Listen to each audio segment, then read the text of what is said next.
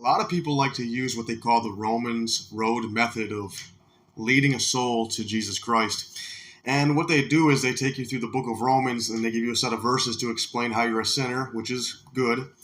And all these verses are actually really good that they use, except they come to the last verse in their method and they take it out of context.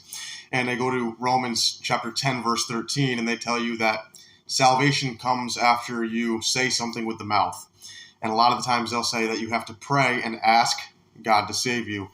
And the King James Bible very clearly never actually tells you that. As a matter of fact, in the same book, the book of Romans, it tells us that salvation is a free gift, and it says it multiple times. Now, let's use common sense for a second.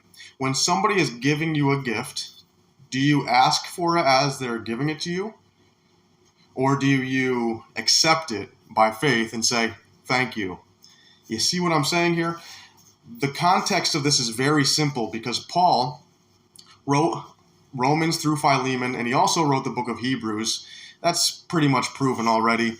And what he says throughout these books is that you must be saved by faith alone in what Jesus Christ did on the cross alone, his burial and his resurrection.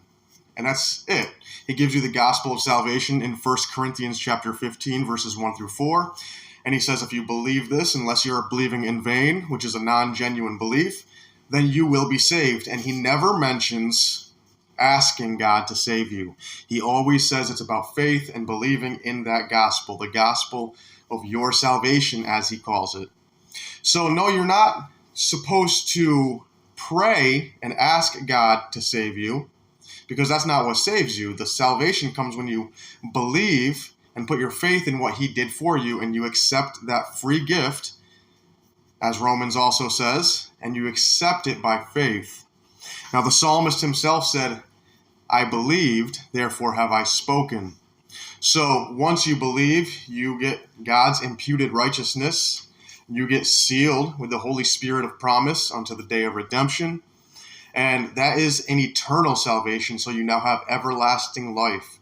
And it doesn't come from asking God for salvation, but it does say that after you are saved, you should confess it and tell others how to get saved. If you don't, that doesn't mean you are not saved. It just means you are a pretty poor excuse of a Christian.